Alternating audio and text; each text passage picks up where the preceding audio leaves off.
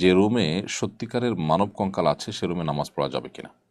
বন্নিশাত তাবাসসুম, যে রুমে মানব কঙ্কাল আছে, অরিজিনাল মানব কঙ্কাল যদি থাকেও সেখানে নামাজ পড়তে কোনো অসুবিধা নেই। এটি কোনো প্রাণীর ছবি কিংবা ভাস্কর্য নয়। এমনকি কঙ্কালের ছবি যদি অঙ্কন করা থাকে সেখানে নামাজ পড়লেও কোনো অসুবিধা হবে না।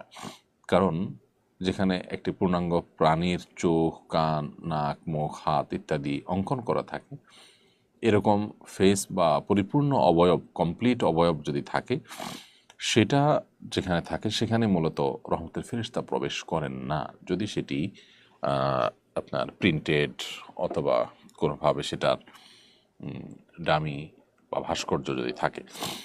অতএব মানব কঙ্কাল অরিজিনালটা থাকুক কিংবা ছবি অঙ্কন করা থাকুক, সেখানে নামাজ পড়তে কোনো অসুবিধা নেই। তবে হ্যাঁ, এমন কোনো জায়গায় স্থাপন করা উচিত না যেখানে